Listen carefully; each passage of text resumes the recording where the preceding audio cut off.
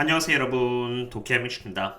어제가 바로 옵션 만기일이었던 만큼 굉장히 많은 주식들이 상승해주면서 S&P 500의 상승을 다시 3,972까지 견인해 주었는데요. 지난 이틀의 하락세를 다시 회복시켜줄 정도로 좋은 랠리를 보여줬다고 봅니다. 제가 보유하고 있는 마이크론과 구글, 그리고 테슬라가 큰 폭으로 올랐을 뿐만이 아니라 오랜 기간에 걸쳐 투자를 이어나가고 있는 원유 섹터 또한 아주 좋은 모습을 보여주었는지라 저도 개인적으로 굉장히 기쁘긴 합니다만, 원유의 경우 중국 리오프닝으로 인해서 구리와 강철과 함께 상승세를 이어나가고 있고 저평가라서 아주 좋은 모습을 보여주었기 때문에 납득이 충분히 갈만한 랠리라고 치더라도, 사실 지난 이틀 동안 브레이너드와 월러의 스피치를 통해서 공통적으로 알 수 있었던 점은 인플레이션이 가라앉는 데는 오랜 기간이 걸릴 것이며 높은 금리를 오랜 기간에 걸쳐서 유지가 될 것으로 예측이 된다고 했음에도 불구하고 시장이 강한 랠리를 보여주었다는 것입니다. 특히 어젯밤 월러는 굉장히 직접적으로 말을 했는데, 지금 시장의 모습은 인플레이션이 올해 안에 완전히 사라지면서 올해 안에 금리 인하가 있을 것으로 기대하면서 보여주고 있는 움직임이다라고 언급을 했고, 연준은 이에 대해 인플레이션은 가까운 시일 내에 사라지지 않을 것이며 그러한 이유에서 올해에는 금리를 내릴 것으로 기대하지는 않는다라고 의사를 표현했습니다. 이 자료는 제가 멤버십 분들께 공유를 드린 자료입니다만, 제가 말하는 바를 이해시켜드리기 위해서 일부만을 공유 드리자면은, 이것은 시장이 생각하고 있는 금리의 예측치입니다. 시장도 가까운 시일 내에는 금리가 올라갈 것이라는 것을 이미 인지하고 있는지라 금리의 차트가 이렇게 올라가고 있습니다만, 2013년 7월을 시작으로 해서 피벗하여 금리를 이렇게 낮추기 시작할 것이라고 예측하고 있다는 것을 볼 수 있습니다. 즉 월러가 말한 것과 일치하며 지금 시장은 인플레이션이 사라질 것까지 미리 생각하고 움직이고 있는 터라, 만약 그러한 시나리오에 있어서 문제가 생긴다면 당연히 실망 매물이 있을 수밖에 없습니다. 게다가 연준은 금리를 5% 이상까지 올릴 필요가 있다고 말을 했고, 높은 금리가 유지돼야 한다고 꾸준히 시장에게 전달을 해주고 있는데, 그런 부분이 전혀 반영이 되지 않았다는 것 또한 개인적으로 큰 불안 요소입니다.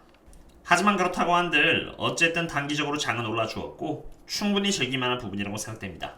비록 제가 S&P 500을 상으로는 조심스러운 자세를 유지하고 있습니다만, 저와 저희 멤버십 분들이 함께 투자하고 있는 원유 섹터를 대상으로는 오히려 적극적으로 투자를 이어나가고 있습니다. 2023년 1월 1일을 시작으로 해서 S&P 500은 단 3.95%밖에 오르지 못했지만 그동안 원유주들은 굉장히 좋은 모습을 보여주었습니다. 특히 CP와 페트로브라스는 20% 넘게 올라주었고, 옥신텔과 오빈티브, 그리고 ET와 옵시디언 에너지 또한 좋은 모습을 이어나가고 있죠. 저는 이처럼 멤버십 분들 상으로 텔레그램에서 제가 10여 개의 유료 서비스를 통해서 접하고 있는 정보들을 제가 다시 재분석해서 이해하기 쉽도록 멤버십 분들께 공유를 드리고, 제 매매 내역은 물론 어떤 기업을 대상으로 매집해 나갈지 등의 전략 또한 공유를 드리면서 함께 투자를 해나가고 있습니다. 혹시라도 이렇게 저희들과 함께 투자를 이어나가고 싶으시다면 언제든지 이 링크를 통해서 조인하신 뒤 커뮤니티에 남겨져 있는 멤버십 전용글을 통해서 접속해 주시면 되겠습니다. S&P 500을 대상으로 잡혀있는 매크로 상황은 그렇게 좋지 않습니다만, 그럼에도 불구하고 저는 계속해서 저평가 기업을 대상으로만 투자를 해나가고 있는데요. 최근 들어서 제가 관심을 갖게 된 종목은 바로 라리도 페트롤리움으로 이름이 변경된 바이탈 에너지입니다. 이 기업에 대한 구체적인 매매 전략 등은 텔레그램에 따로 설명을 드릴 텐데요. 어쨌든 일부만 말씀드리자면은, 이 기업은 소형주들 사이에서도 가장 저평가를 받고 있습니다. 사실 지난 10년 동안 소형 원유주와 대형 원유주의 흐름을 보시면은, 대형주 ETF인 XLE가 26% 증가한 동안에 소형주 ETF인 PSC는 여전히 70% 마이너스인 상태입니다. 이미 소형주가 저평가를 받고 있는 그 상태에서 그 소형 원유주 속에서도 여기 바이탈 에너지는 보시는 것처럼 다른 경쟁사 대비해서 가장 저평가를 받고 있죠. 여기 잘 보시면은 EV to EBITDA 멀티플 기준에 있어서 바이탈 에너지의 엔터프라이즈 밸류는 EBITDA 대비해서 2.2배를 받고 있다는 것을 볼 수 있습니다. 반면 경쟁사인 CP나 SM 등은 2.6배를 받고 있으니 누가 봐도 바이탈 에너지가 저평가인 것이죠. 그러는 와중에 2023년에 EBITDA 예측치까지 감안하여 밸류에이션을 잡아보면은 1.9배가 나온다는 것을 볼 수 있습니다. 다시 말해서 2022년의 EBITDA보다 2023년의 EBITDA가 더 개선될 것으로 예측된다는 것을 의미하며, 다른 경쟁사 대비해서 저평가인 것은 마찬가지입니다.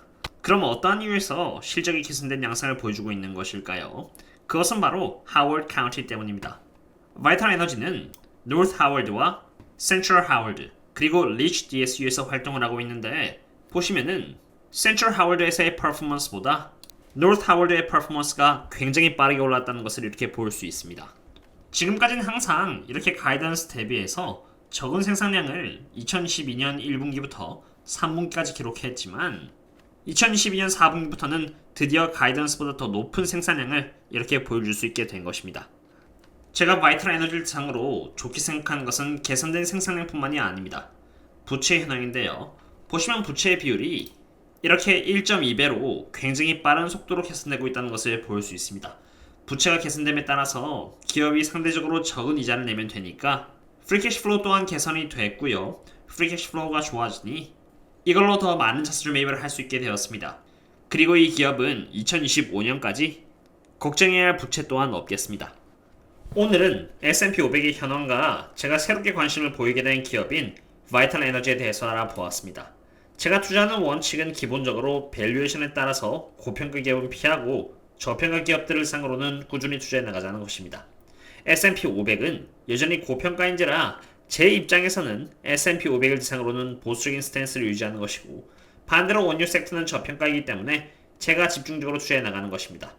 그리고 원유 섹터를 대상으로 집중적으로 관심을 갖고 있지 않은 다음에야 바이탈 에너지와 같은 기업에 대해서는 아시는 분들이 정말 많이 없는 만큼 유튜브로 꾸준히 다루는 것은 저만 체력적으로 시간적으로 손해입니다. 사실 다들 애플이나 아마존, 마이크로소프트나 테슬라와 같은 빅테크 기업들에 대해서만 관심이 있으시지 다른 기업들에 대해서는 관심이 없는 것이 사실이니까요. 바이탈 에너지에 대한 대응 계획 및 새로운 업데이트들은 앞으로 텔레그램에서만 진행해 나갈 계획이고요. 그럼 다음에 또 다른 분석과 함께 찾아뵙도록 하겠습니다. 그럼 다음에 또 만나요. See you later.